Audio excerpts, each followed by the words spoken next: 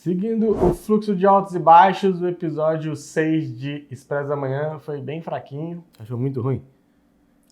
É de onde menos se espera, né? Vem um episódio que foi muito conveniente e também volta naquele problema de não caminhar muito, fica envolvido em questões que o episódio começa, já termina nele mesmo e não prossegue tanto a história. Principalmente vindo de um episódio que eu gostei muito, o 5º episódio eu achei bem legal, esse pra mim deu uma caída. Thank you. Uma coisa que eu percebi, que eu achei legal de observar, é que cada episódio começa com um monólogo de um personagem diferente, que estão na primeira, na terceira. Isso é legal porque mostra diversos pontos de vista ali dentro do trem, né? Nesse episódio a gente fica sabendo que são 11 vagões só de gavetas, e são muito mais gavetas do que eu imaginava. Eu pensei que tinha só ali naquele ambiente que a gente já era apresentado, mas a médica, que eu não lembro o nome, revela para eles que é uma quantidade enorme de gavetas para fazer esses experimentos. Eles que eu digo, a Josie e o Layton. Tem uma coisa que eu falei no episódio passado, que eu achava que esses experimentos eram também para que eles pudessem sobreviver à escassez, para que pudesse haver um rodízio ali dentro do trem quando faltasse coisas. E é mais ou menos isso. De acordo com a Melanie. A Melanie fala pro Layton que é por causa disso, que é para que eles, que é tipo um bote salva-vidas para momentos como que eles estavam passando nesse episódio também, né? Caso desse muito ruim, seria o momento deles entrarem nas gavetas ali e ficarem congelados, paralisados, para depois voltar num momento melhor. Eu lembrei também da criogênese, né? Que é algo bem experimental, que algumas pessoas conseguem investir. E eu li uma matéria que era muito engraçado, que falava assim, congelar, a ciência já consegue, o problema é descongelar e trazer a vida. E é mais ou menos o que acontece no trem também, né? Eles conseguem congelar, mas para voltar a viver normalmente é um problemão. Aquele filme do Stallone já mostrava isso aí, e é impressionante que o pessoal parece regrediu, né? Porque ele volta e combate o crime perfeitamente. Você está preso. É muito interessante que a Melanie deixa bem claro pro Layton que eles estão tentando trazer a maior diversidade possível para esses experimentos nas gavetas, né? Para essas pessoas que seriam as escolhidas para, de certa forma, continuar a humanidade se algo der errado. E aí, por isso que teria lá pessoas de várias etnias, de várias idades, né? Tem crianças, tem de setores jovem, também, né? Mas assim, né? É o papo da Melanie. Isso é o que mais me faz acreditar que não é verdade. Não, pode ser também, né? Mas não... Eles não estão muito preocupados com isso. E ela vir com esse papinho... A hora que o Layton comenta com a Josie que as gavetas são como experimentos da Coreia do Norte, de encarceramento em massa, de... Como é que ele fala? De pessoas sendo cobaias para experimentos do trem. Prisão extrajudicial. Prisões extrajudiciais, encarceramento em massa e tal. Quando ele citou a Coreia do Norte, eu fiquei assim, tá. Como se os Estados Unidos não fossem um péssimo exemplo de um sistema carcerário, inclusive já tendo feito experimentos em relação ao sistema carcerário, né? O experimento de Stanford é um experimento que passou para a história aí como algo bastante duvidoso, para dizer o mínimo, né? Não sei se vocês conhecem. Você conhece o experimento de Stanford? Vou deixar o link aqui com o experimento, uma reportagem, tem filmes sobre esse experimento de Stanford, que simulou uma cadeia e as ruindades que as pessoas cometeriam dentro dessa cadeia. Enfim, Abu Ghraib é uma prisão que também não deixou saudade para ninguém, né? Guantánamo tá aí até hoje. Acho que foi um golpe meio rasteiro dos roteiristas, mostra uma miopia seletiva, né, e bem conveniente de ficar apontando sempre o dedo para os outros, tipo, a Coreia do Norte, como se os Estados Unidos fossem algum exemplo de tratamento bom no sistema carcerário, né? São responsáveis por 25% das pessoas que estão presas no mundo, só para ter uma noção. Encarceramento em massa, ainda essa palavra, né, essa frase não tem o menor sentido. Criticar um outro país, sendo que você está falando do lugar dos Estados Unidos, né? E o Layton é detetive, né? Ele é um detetive nos Estados Unidos, ele é um detetive de San Diego, sei lá, de onde é que ele é, da costa oeste dos Estados Unidos. Então, ficou meio tosco isso no roteiro. Tem um filme que fala muito bem sobre isso, que é 13ª Emenda. A gente falou desse filme lá no Instagram, segue a gente no Instagram. Inclusive tá liberado aqui no YouTube, até hoje. A Netflix liberou esses documentários educativos. É triste e muito necessário, né? Mas enfim, voltando pra série, é isso. Eu achei bem torto, bem rasteiro mesmo, né? Não é burrice, é uma escolha de cutucar sempre o país inimigo da vez e aí acaba tendo essas coisas meio ridículas. Fico pensando se o público de lá tem essa mesma visão ao assistir esse tipo de coisa, né? Se que a parte do público vai olhar e falar assim, cara, tá falando da Coreia do Norte e a gente? Ou qual parte do público pode se sentir reforçado no seu discurso, né? Tem algo importante que acontece nesse episódio, que é a organização da terceira para uma greve e o modo com que o governo do trem reage a esse plano de colocar uma greve ali no trem. É uma reação de muita força, de hostilidade naquele momento em que a Melanie chega para falar para eles. E tem uma hostilidade tanto física mesmo, que acontece lá, com polícia dando cacetada nas pessoas, e também uma violência até psicológica, né? Porque ameaça trocar de lugar algumas pessoas da terceira com pessoas do fundo. É tipo assim, vocês estão insatisfeitos? Tem coisa pior. Vocês podem ir pro fundo. Como se eles não tivessem responsabilidade sobre as pessoas do fundo e as pessoas da terceira classe, né? Como se o trem, a organização do trem não fosse responsável pela manutenção dessas disparidades grotescas. É tratar as pessoas como descartáveis também, né? É bem curioso porque logo que a Melanie chega com aqueles policiais do trem, aqueles que andam armados, né? Sem ser aqueles guardinhos de azul, os guardinhos de preto. Inclusive, interessante eles estarem vestidos de preto, porque tem toda uma história aí dos camisas pretas ligados ao fascismo e tal. No momento que ela chega lá na terceira e aí uma mulher tá gritando, seus porcos fascistas! E aí o policial de cara já dá uma cacetada nela, né? Tipo, cala a boca. E é bem simbólico porque isso retoma um diálogo que o Leighton já teve com a Melanie, e a gente já comentou aqui, né? Quando o Leighton disse que era um governo autoritário, ela disse que ali não tinha autoritarismo nenhum, que o pessoal era muito bem tratado e livre, enfim. Aquela balela de sempre. Porque a resposta à possibilidade da greve reforça justamente que é um governo autoritário mesmo e que, como a mulher grita no começo, tem ali sim doses fascistas, né? Ou não sei nem se doses, é uma coisa meio fascista mesmo.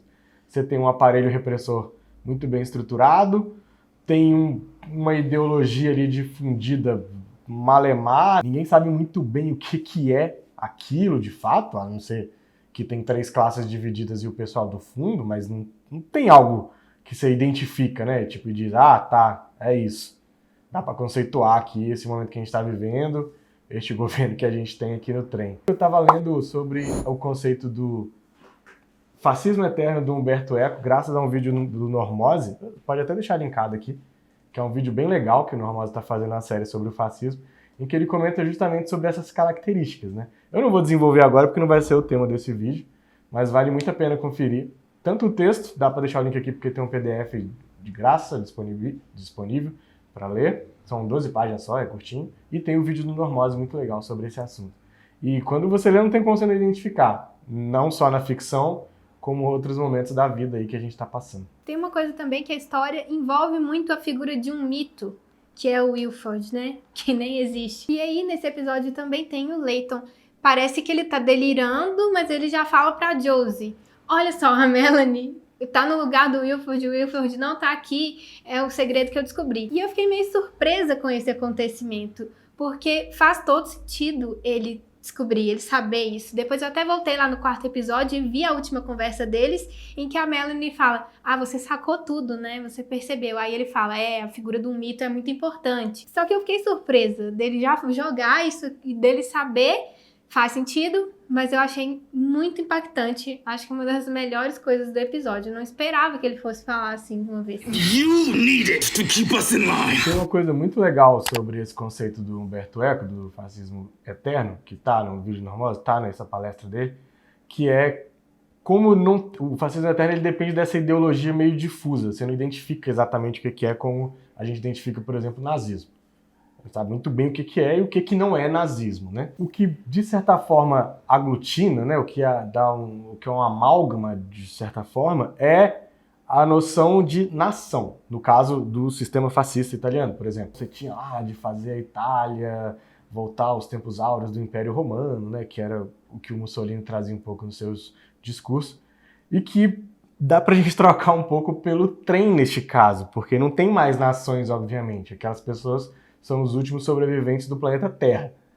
Mas o trem meio que representa isso, ou pelo menos deveria. Para manter a unidade ali coesa, eles têm que fazer todo mundo acreditar que a locomotiva eterna é o grande objetivo em si, né? Então manter ela funcionando é um objetivo e ela tem que ser gloriosa. Não à toa, quando eles conseguem se recuperar do baque no episódio, eu já vou entrar aí no próximo tópico, todo mundo exalta, né, o trem de novo. Ah, a locomotiva, o trem. Tem uma frase que é sempre repetida, que é o trem proverá. É. É muito fascista isso, né? Então é bem interessante isso. Eu li esse texto recentemente, eu fui tipo assim, e é bem legal, acho que vale a pena vocês darem uma lida também.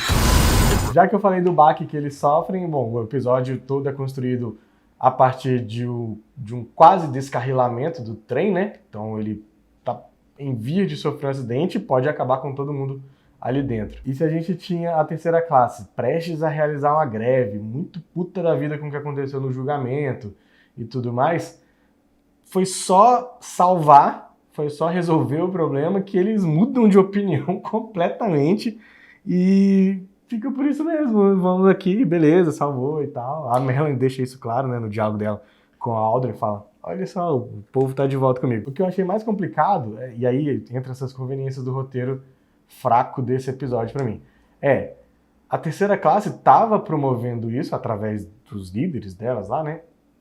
Tava promovendo essa desestabilização. Eles colocaram lá um treco na parte elétrica para causar um problema mesmo e mostrar, tipo, ó, a gente é capaz de fazer coisas aqui dentro, se vocês não respeitarem a nossa vontade. E aí o mesmo trem, né, o mesmo sistema que causa todos os problemas que eles têm, resolve este pequeno problema que eles causaram propositalmente, e aí eles mudam de opinião e falam: massa. Tudo bem se sentir aliviado quando o problema é resolvido, mas festejar parecia que eles estavam sob efeito de alguma coisa. Principalmente porque a terceira estava muito consciente, estavam todos unidos. A gente vê, por exemplo, a diferença da terceira para o fundo. O fundo, eles se sentem aliviados, mas não é uma festa, né? E o cinema salva, que é ele que salva o pessoal do fundo. Eu achei interessante isso do cinema, da projeção sendo feita lá naquele lençol, né? O que eu achei mais interessante é quando acabou e a menininha vai lá olhar atrás assim, ué, o que tá acontecendo? Ela deve ter nascido dentro do trem, né? Sim, E ela nunca viu o cinema na deve vida, ter uns né? 5 anos. E aí você pensa, pra ela aquilo é tipo uma mágica mesmo, né? Ver essa organização da terceira classe me provocou um pensamento de que se houvesse ali no trem uma redistribuição de pessoas, de recursos, 400 pessoas não precisariam estar no fundo passando o pão que o diabo amassou. Comendo o pão que o diabo amassou. Se os ricos abrissem mão de um pouco do luxo, se colocasse essas pessoas do fundo para trabalhar, dividir esses recursos de uma maneira melhor, poderia ter uma justiça ali, como a nossa realidade, como o mundo, né? Só que o problema, que também se reflete na série e na sociedade da vida real, é que os ricos, os super ricos, não querem abrir mão, eles não vão abrir mão disso. Porque eles trouxeram para dentro do trem um pensamento super meritocrático de que se eu comprei o bilhete, então eu tenho direito a tudo isso e os outros que se lasquem.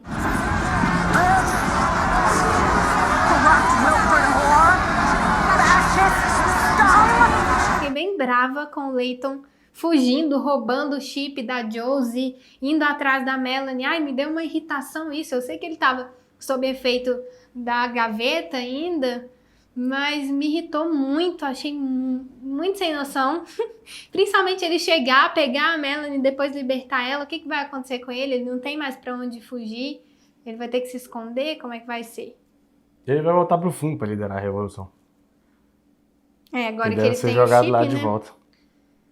Mas eu achei isso mais uma conveniência do roteiro, porque não serviu pra nada, a não ser pra a Melanie dizer pra ele: ah, não é punição não é só isso não, a gente tá tentando garantir o futuro da humanidade.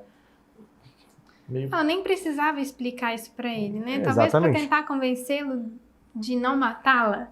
Mas ela também convenceu dele soltar e falar assim, eu preciso resolver o problema do trem, senão todos vamos morrer. Mas isso dele voltar pro fundo provavelmente é o que vai acontecer, porque a Melanie já tá aliciando o Miles ali, que é o filhinho, quase o filhinho dele, né? É, meio que um filho adotivo dele Sim. ali, né? Alguém sabe pra que serve um paquímetro dentro de um trem?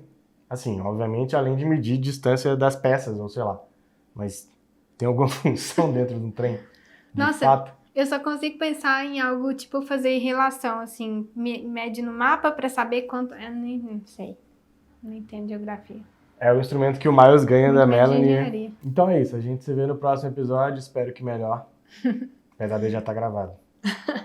Então tá, tchau. Tchau!